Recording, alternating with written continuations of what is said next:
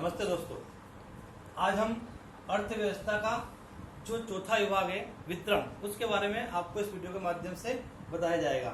इससे पहले हम पहले की वीडियो में अर्थशास्त्र की शाखाएं या इसके विभाग जो है उपभोग, उसकी चर्चा कर चुके हैं। साथ में उत्पादन, उसकी चर्चा कर चुके हैं। विनिमय तीसरे नंबर का, उसकी चर्चा कर चुके हैं।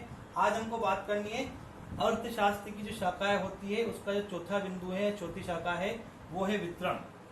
वितरण की हमको बात करनी है। तो सबसे पहले हमारा प्रश्न बनता है वितरण क्या है या वितरण किसे कहते हैं। तो हम अर्थशास्त्र को छोड़ दें, बुक्स को छोड़ दें, सारी चीजों को छोड़ के एक सामान्य भाषा में या अपने माध्यम से बात करें तो वितरण क्या है। वितरण का मतलब होता है बंटवारा, बांटना, देना। यह सामान्य भाषा में इसका आशय होता है। लेकिन चूंकि अर्थशास्त्र में इसका आशय इस सामान्य आशय से अलग हो जाता है। अब बंटवारा, हम मान लीजिए कोई वस्तु लेकर आते हैं, परिवार में लाते हैं, परिवार में जितने सदस्य उनको बांट देते हैं, ये भी एक वितरण कहलाता है। हम लोगों को कार्य करने पर जो पैसा मिलता है हम उनको अलग अलग क्षेत्रों में, अलग अलग उपभोग की वस्तुओं में या सेवाओं में बांट देते हैं, वो वितरण कहलाता है। लेकिन यहाँ अर्थशास्त्र में वितरण अलग तरीके से होगा। अब चूंकि हम बात करते हैं, एक बार फिर हम वापस चलते हैं पहली शाखा, दूसरी शाखा और तीसरी शाखा की ओर। ध्यान दें इधर, पहली शाखा हमारी उपभोग थी। उपभोग का अर्थ था वस्तु।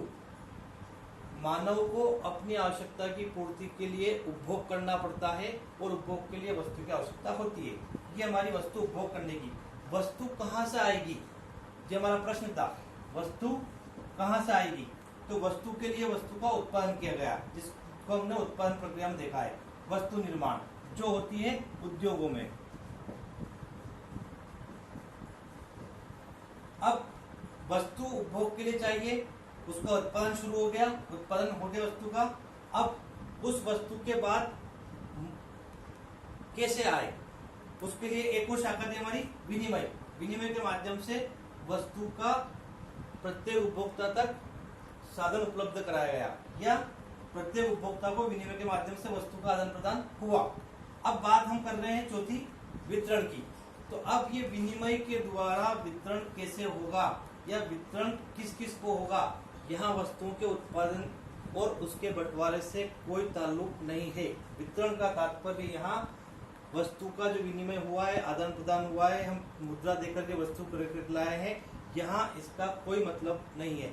वितरण का मतलब होता है कि इस उत्पादन प्रक्रिया में, ये जो हमारी उत्पादन प्रक्रिया थी, इस उत्पादन प्रक्रिया में उत्पादन जो हुआ है उसका वितरण किस किस को होगा।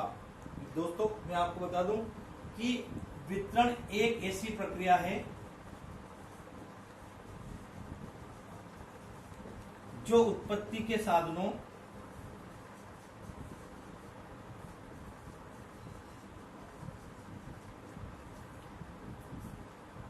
वितरण एक ऐसी प्रक्रिया है जो उत्पत्ति के साधनों में वितरण की जाती है।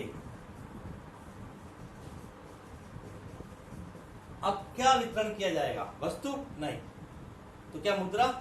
जी हाँ, उत्पत्ति के साधन के द्वारा जो वस्तु का उत्पादन हुआ उसका विनिमय हुआ और विनिमय होने के पश्चात जो मुद्रा प्राप्त होती है उस मुद्रा का बंटवारा किसमें होगा? वितरण के माध्यम से होगा।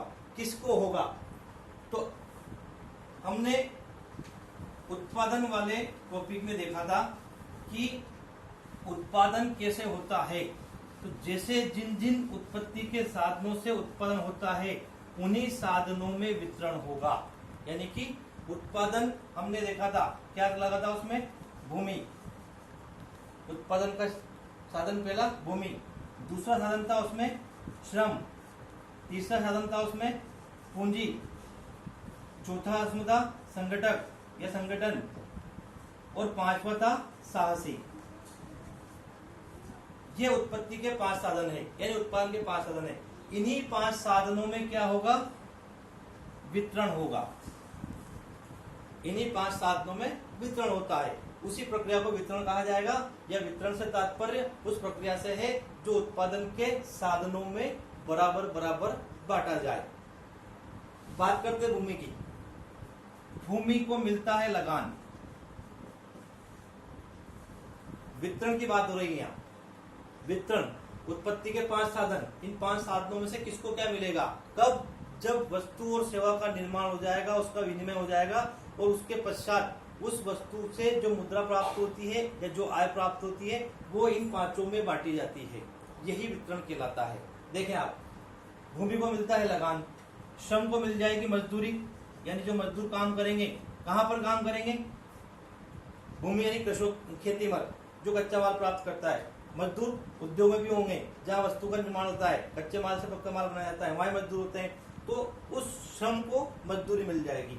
अब जो व्यक्ति इन कामों में, भूमि खरीदने पे या कच्चा माल उत्पादित करने में या उद्योग खोल के उद्योगों में वस्तु का निर्माण करने में जो भी पूंजी लगती है उसको मिल जाएगा उसका ब्याज। पूंजी के बदले मिलेगा यहाँ ब्याज। संगठन, संगठन में होते हैं कर्मचारी।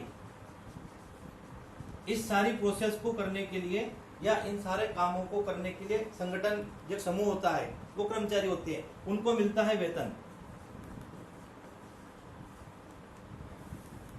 उत्पत्ति के 5 साधनों में से 4 साधनों को अपना अपना हिस्सा मिल गया, ये वितरण प्रक्रिया के द्वारा।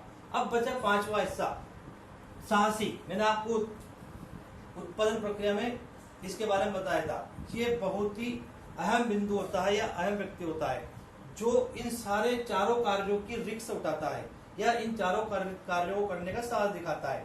तो इस साहसी को अंत में लाभ मिलता है, जो बचेगा वो लाभ का हकदारी साहसी होगा। तो इस प्रकार से उत्पादन के जो ये 5 साधन है, इन 5 साधनों में इस प्रकार से वितरण जो होगा वही हमारा क्या कहलाएगा, वितरण कहलाएगा। ये उत्पत्ति, ये हमारे अर्थशास्त्र के जो शाखा है, उसकी चौथी शाखा वितरण, ये इस प्रकार से इसमें वितरण होगा।